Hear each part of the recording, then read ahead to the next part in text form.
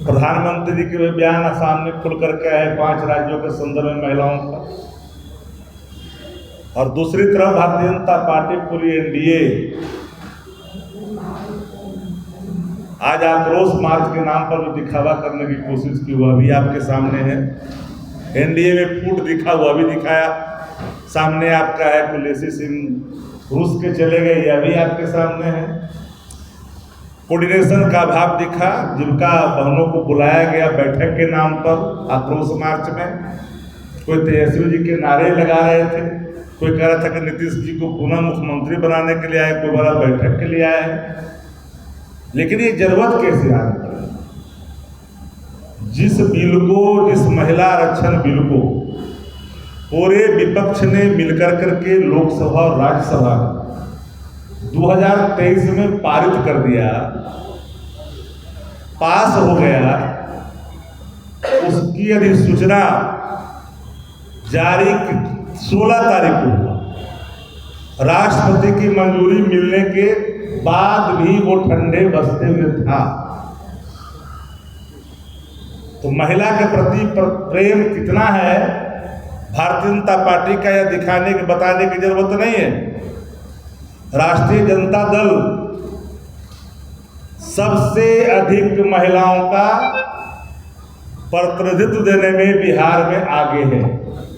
चाहे लोकसभा का सवाल हो, विधानसभा का सवाल हो, विधान परिषद का सवाल हो, आज भी 41 हमारे आंकड़े हैं प्रतिशत के रूप में। 17% हम लोगों ने 2025 के चुनाव में टिकट देकर के साबित किया। कितना दिया भारतीय जनता पार्टी? जितने सीटों पर लड़ाई है लोकसभा में, विधानसभा में, जरा प्रतिनिधित्व का जरा आंकड़ा निकाल करके सार्वजनिक करें। महिलाओं के प्रति प्रेम का, सहभागिता का अपना जारी करें। प्रेस बड़ी चुनौती है भारतीय जनता पार्टी से। सीधे तौर पर महिला विरोधी जिनके आचरण रहे हैं मणिपुर में, महिला विरोधी आचरण इनके पहलवानों के मामले में निकला, महिला विरोधी आचरण इनका उत्तर प्रदेश में निकला, और उसके बावजूद भी महिलाओं के नाम पर 5 राज्यों के चुनाव को ध्यान में रखकर डिलिमिटेशन यानी परिसीमन को ध्यान ला करके उसके आगे महिला बिल ला करके क्षेत्रीय संतुलन बिगाड़ने की नापाक कोशिश करना चाहते थे। उत्तर भारत में और दक्षिण भारत में ये झगड़ा लगवाना चाहते थे, टुकड़े टुकड़े गैंग में बदलना चाहते थे। विपक्ष सत्ता प्रतिष्ठान का वो दर्पण होता है जिसे हर चीजों को ख्याल करना पड़ता है देश हित में। संविधान को बदलने की नापाक कोशिश को पूरे विपक्ष ने समझा कि जब महिला आरक्षण जब पास हो गया है तो फिर से महिला आरक्षण, नारी बंधन अधिनियम लाने की जरूरत कैसे आज पड़ी।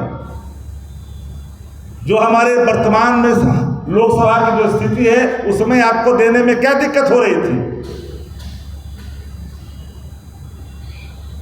कि 5 राज्य को चुनाव में ध्यान में रखकर आनन फानन में लाया गया निर्णय क्या था? और आज आप सभी पत्रकार साथी इस बात के गवाह हैं कि कारगिल चौक पर नियम के विरुद्ध सत्ता पक्ष के लोगों ने आने जाने वाले लोगों को तकलीफें दी है, दर्द दी है, और वहां पर अपना एहसास कराया है कि बिहार में सत्ता भाजपा की है। बीच सड़क पर जिस तरह से आपने किया, मंच लगाया, आप में कोऑर्डिनेशन नहीं दिखा। लेसी सिंह भाग गए उस करके, जीविका दीदियों को आपने बुलाया। अरे हम तो वही चाह रहे थे ना महिला आरक्षण में, वर्टिकल रिजर्वेशन का हम शुरू से रहे पक्षकार रहे हैं। ऐसा नहीं, वर्टिकल रिजर्वेशन का ही हम पक्षकार रहे हैं। आरक्षण में आरक्षण, महिला के आरक्षण में आरक्षण की जरूरत थी। हम देते हैं, दलितों को आरक्षण दे रहे हैं, हम दे रहे हैं एससी एसटी को, दोनों को दे रहे हैं, एसटी को भी दे रहे हैं। लेकिन आप जातियों को जोड़ते जा रहे हैं उसमें। वर्तमान उन दिनों की हालात जो थी उसके हिसाब से रिजर्वेशन था। आप जातियां भी जोड़ते जा रहे हैं। तो भैया ईबीसी का अगर नहीं दीजिएगा पिछड़े वर्गों का आरक्षण महिलाओं को, तो फिर तो वही मुट्ठी भर लोग क्या आ जाएंगे, फिर तो वही सांसद का पत्नी, फिर वही एमपी का एमएलए का पत्नी। तो फिर वो अंतिम पंक्ति के लोग, जो गांव के अंतिम पंक्ति के लोग हैं, जिसके लिए लगातार हम वकालत हम लोग करते रहे, उसको अवसर कैसे मिलेगा? जो हाशिए पर है, जो मुख्यधारा में नहीं जुड़ पाई हैं, उनको रिजर्वेशन कैसे मिलेगा?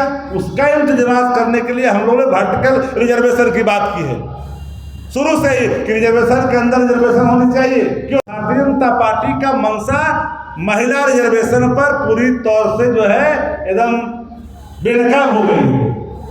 अच्छा, कैसा अभी आपने सुना, हम हेडलाइन मैनेजमेंट की चर्चा नहीं करते। अगर उनके हेडलाइन मैनेजमेंट का पूरा चीज अगर खत्म हो जाए, तो मैं कहता हूं कि भारतीय जनता पार्टी का चेहरा भी नहीं दिखा पाएगी। ये जो भारतीय झगड़ा पार्टी है, अब ये जो बिल लाई थी भारतीय झगड़ा पार्टी का परिचय दे रही थी।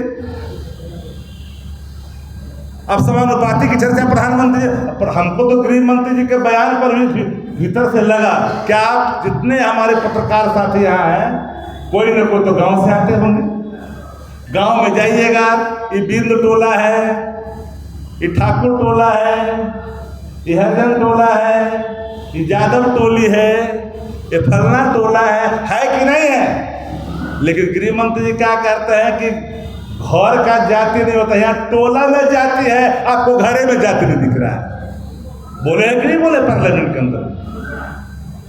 असल बात है कि गांव गवई की जो स्थिति है उसका आकलन इन लोग के पास नहीं है। तो बिहार के अंदर में आज जो एनडीए ने जिस तरह से आक्रोश मार्च निकाला, पूरी तरह से फ्लॉप रहा, कोई समर्थन नहीं मिला। मैनेजमेंट का जितना ही कर लें खेला, लेकिन कोई सपोर्ट नहीं मिला। अगर दिल पर हाथ रख के कहिएगा, एक पत्रकार साथी जा करके पूछ लीजिए कोने में, वो बोलेगा कि एकदम फेले फेल है। महिलाओं ने नहीं दिया, आपने बुलाया जीविका दीदियों को, बुलाया कि नहीं बुलाया?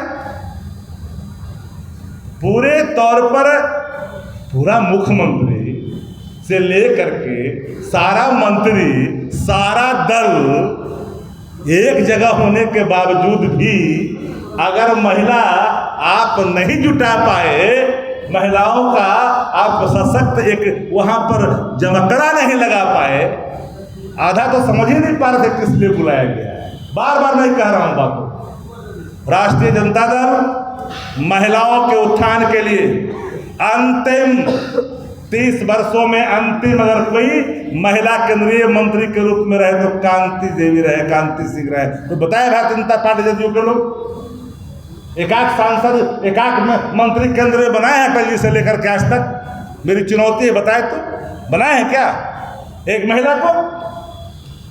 आजादी के बाद इस बिहार के अंदर में, जब से बिहार बना, एकीकृत बिहार से लेकर करके विभाजित बिहार तक, पहला और अंतिम महिला मुख्यमंत्री भी राजद ने दिया, वो श्रीमती राबड़ी देवी जी के रूप। और महिला सशक्तिकरण की बात करते हो, महिलाओं के प्रति आपके नजरिया जिस रूप में है, मणिपुर में हथरस में लोगों ने देखा है, पहलवानों के साथ हुई बदसलूकी ने देश ने देखा है। इसलिए आप महिला सम्मान की बात, महिला आरक्षण की बात नहीं करें। राष्ट्रीय जनता जानना चाहता है कि आखिरकार कौन सी ऐसी मजबूरी थी कि जिस बिल को सर्वसम्मति से 2023 में पारित कर दिया गया, राष्ट्रपति की मंजूरी मिल गई, ये 16 अप्रैल को अधिसूचना क्यों जारी हुआ? तो बताएं, स्पष्ट करनी चाहिए कि इतना विलंब क्यों हुआ। इस बिल के पीछे इनके जो हिडन एजेंडे थे संविधान संशोधन का, 2/3 का, इसीलिए लोग विपक्ष से मांग रहे थे, जो अंदाज में अपनी वक्तव्य दे रहे थे पार्लियामेंट के अंदर में, इस खतरे को विपक्ष ने समझा।